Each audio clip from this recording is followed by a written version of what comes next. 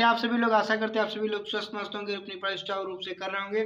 तो हम 10th class के विद्यार्थियों के लिए लेकर आए हुए हैं सेशन, जिसमें कि 20 ऑब्जेक्टिव टाइप प्रश्न करा रहे हैं, क्योंकि अब बोर्ड परीक्षा में 20 ऑब्जेक्टिव टाइप प्रश्न पूछे जाते हैं, जिसके लिए एक एक नंबर मिलता है, 20 नंबर आपके पक्के हो जाते हैं। तो इसके लिए आपको पढ़ने पड़ेंगे ऑब्जेक्टिव टाइप प्रश्न।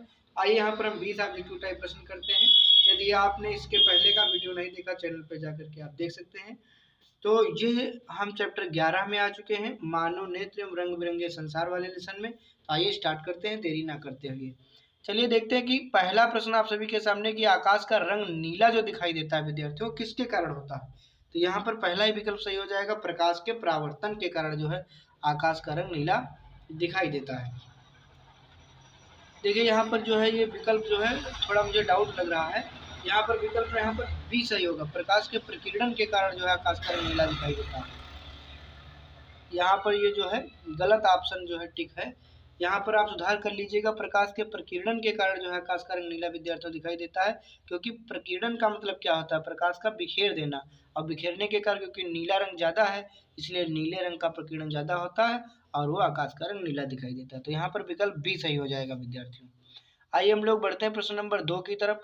मानव नेत्र जिस पर किसी वस्तु का प्रतिबिंब बनता है वह क्या कहलाता है। जब हम लोग मतलब हमारे यहाँ लोगों की आंखों से जब नेत्र में प्रकाश प्रविष्ट करता है किसी वस्तु का प्रकाश, तो वो प्रतिबिंब जो बनता है तो वो जो है कहाँ पे बनता है, तो वो रेटिना पर बनता है, जिसका दूसरा नाम दृष्टि पटल है। तो यहाँ पर विकल्प नंबर जो है 4 सही हो जाएगा। आइए हम लोग बढ़ते हैं प्रश्न नंबर 3 की तरफ। जो नेत्र निकट स्थित वस्तु को साफ नहीं देख सकता, उस नेत्र में कौन सी दृष्टि दोष होगा। तो देखो निकट दृष्टि दोष में क्या होगा, निकट की दिखाई देती है, दूर की दिखाई नहीं देती। और दूर दृष्टि दोष में क्या होगा, दूर की दिखाई देती है लेकिन निकट की दिखाई नहीं देती। तो इसमें क्या पूछा कि निकट की दिखाई नहीं देती, तो कौन सा दोष होगा, दूर दृष्टि दोष। तो यहाँ पर विकल्प नंबर ए सही हो जाएगा। इसमें जो है थोड़ा उल्टा होता है, याद रखिएगा। बढ़ते हैं प्रश्न नंबर 4 की तरफ। चंद्रमा पर खड़े अंतरिक्ष यात्री को, यदि आप चंद्रमा पर चले गए हैं या कोई अंतरिक्ष यात्री, तो उसको आकाश का रंग कैसा दिखाई देगा। उसको आकाश रंग कैसा दिखाई देगा, काला दिखाई देगा, क्योंकि वहां पर चंद्रमा पर कोई वायुमंडल नहीं है, इसीलिए चंद्रमा पर खड़े अंतरिक्ष यात्री को आकाश का रंग काला दिखाई देता है। विकल्प नंबर सी सही हो जाएगा। बढ़ते हैं प्रश्न नंबर 5 की तरफ। नेत्र में किसी वस्तु का बना प्रतिबिंब कैसा होता है।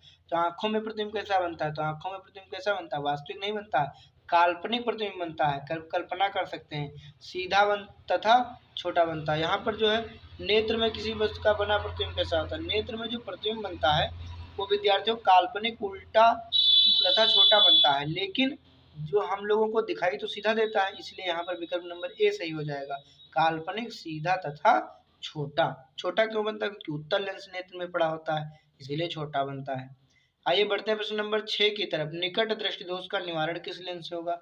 तो जो निकट दृष्टि दोष होता है उसके लिए अवतल लेंस का प्रयोग किया जाता है निवारण के लिए, और दूर दृष्टि दोष के लिए उत्तल लेंस का प्रयोग किया जाता है। तो विकल्प नंबर यहाँ पर बी सही हो जाएगा। आइए बढ़ते हैं प्रश्न नंबर 7 की तरफ। मानव नेत्र के किस भाग पर किसी वस्तु का प्रतिबिंब बनता है। पुनः वही रिपीटेड प्रश्न है, कहाँ पे प्रतिबिंब बनता है, तो रेटिना पर, या उसको दृष्टिपटल के नाम से भी जानते हैं हम लोग।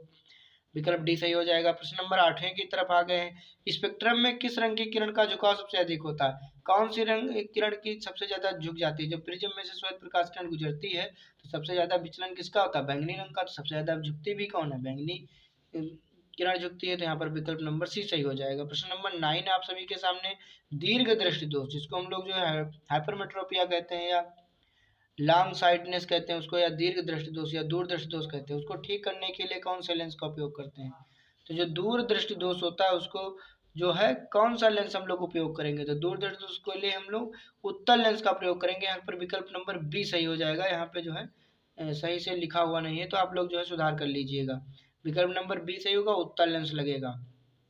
श्वेत प्रकाश जब प्रिज्म में से गुजरता है तो सर्वाधिक विचलन किसका होता है। सबसे ज्यादा विचलित कौन सी किरण होती है, तो सबसे ज्यादा विचलित बैंगनी किरण होती है, सबसे ज्यादा झुकती भी बैंगनी है। ठीक, तो यहाँ पर विकल्प नंबर सी सही हो जाएगा। आइए हम लोग बढ़ते हैं प्रश्न नंबर 11 की तरफ। नेत्र में प्रवेश करने वाली प्रकाश किरणों का अधिकांशतः अपवर्तन कहाँ से होता है। तो यहाँ पर जो है कार्निया के बाहरी पृष्ठ पर जो है सबसे ज्यादा उसका अपवर्तन होता है। कार्निया उसको कहते हैं जो क्या होता है, उभरा हुआ भाग होता है मानव नेत्र में, पुतली के सामने का भाग। आइए हम लोग बढ़ते हैं यहाँ पर प्रश्न नंबर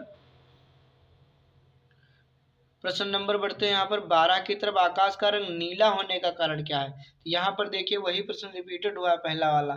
यहाँ पे सही आंसर दिखाया गया है कि प्रकीर्णन के कारण। मैंने पहले ही कहा था जो आकाश का रंग नीला होता है वो प्रकीर्णन के कारण होता है, क्योंकि नीला रंग ज्यादा है प्रकृति में, वातावरण में। तो मानव नेत्र में प्रकाश किस रास्ते प्रवेश करता है?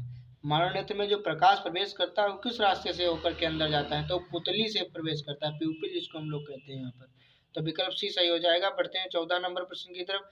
कैमरे की तरह नेत्र में प्रवेश करते प्रकाश के परिणाम को नियंत्रित कौन करता है? तो यहाँ पर जो है आयरिस जो है नियंत्रित करता है, क्योंकि आयरिस एक पर्दा होता है। ठीक, तो बढ़ते हैं यहाँ पर विकल्प सी सही हो जाएगा। बढ़ते हैं 15 नंबर प्रश्न की तरफ। किस दृष्टि दोष को अवतल और उत्तल दोनों लेंसों से बने द्विफोक्सी लेंस से दूर किया जाता है? तो यहाँ पर जिस व्यक्ति को जरा दूरदर्शिता हो जाती है, जैसे जैसे वृद्धावस्था आती है, मांसपेशियां कमजोर होती चली जाती हैं और व्यक्ति को दूरदर्शी दोष तथा निकट दृष्टि दोष दोनों तरीके के दोष हो जाते हैं, तो उस दोष को दूर करने के लिए दोनों तरीके के लेंसों का प्रयोग किया जाता है, जिसको हम लोग जरा दूरदर्शिता कहते हैं। आइए हम लोग बढ़ते हैं 16 नंबर के प्रश्न की तरफ। यहाँ लिखा है कि स्वस्थ आंख के दूर बिंदु होता है, मतलब दूर बिंदु कहाँ से और पास का बिंदु कहाँ होता है? तो दूर बिंदु होता है भैया अनंत। अगर कोई स्वस्थ आंख है, स्वस्थ कोई मनुष्य की स्वस्थ आंख है, तो दूर बिंदु उसका अनंत होगा और निकट बिंदु उसका कहाँ होगा? 25 सेंटीमीटर होगा। तो यहाँ पर विकल्प नंबर डी सही हो जाएगा। प्रश्न नंबर 17 आप सभी के सामने क्या अभिनेत्र लेंस यानी उत्तल लेंस की फोकस दूरी में परिवर्तन किया जा सकता है? किसके द्वारा? तो पश्चिमाभी पेशियों के द्वारा उसमें जो है परिवर्तन फोकस दूरी में किया जा सकता है। फोकस दूरी को घटाना बढ़ाना ये पश्चिमाभी पेशियों द्वारा संभव होता है। विकल्प नंबर डी सही है। प्रश्न नंबर 18 आप सभी के सामने मानव नेत्र अभिनेत्र लेंस की फोकस दूरी समायोजित करके कर सकता है, ऐसा हो पाने का कारण क्या है? जो मानव का नेत्र होता है उत्तल लेंस की फोकस दूरी को समायोजित कर सकता है, घटा बढ़ा सकता है प्रतिबिंब को, तो वो कैसे हो पाता है? तो ये समंजन क्षमता के कारण हो पाता है। ठीक, इसको हम लोग समंजन क्षमता कहते हैं, पश्चिमाभी पेशियों के द्वारा हो पाता है। प्रश्न नंबर 19 आप सभी के सामने नेत्र लेंस की फोकस दूरी कम हो जाने से कौन सा दृष्टि दोष होता है? तो नेत्र लेंस की फोकस दूरी यदि कम हो जाएगी तो निकट दृष्टि दोष होगा, और नेत्र लेंस की फोकस दूरी बढ़ जाएगी तो दूरदृष्टि दोष होगा। ठीक, आइए बढ़ते हैं लास्ट प्रश्न की तरफ, विकल्प प्रश्न नंबर 20 की तरफ। प्रकाश के किस रंग की तरंगदैर्घ्य सबसे अधिक होती है? तो लाल रंग की तरंगदैर्घ्य सबसे अधिक होती है। यह तरंगदैर्घ्य सबसे ज्यादा होने के कारण ही खतरे के सिग्नल लाल रंग के बनाए जाते हैं, ताकि काफी दूर से दिखाई पड़े, कोहरे को भेज सके, इसीलिए। तो यहीं पे विराम लेते हैं, बढ़ते हैं, मिलेंगे नेक्स्ट वीडियो में नए चैप्टर के साथ। तब तक के लिए धन्यवाद।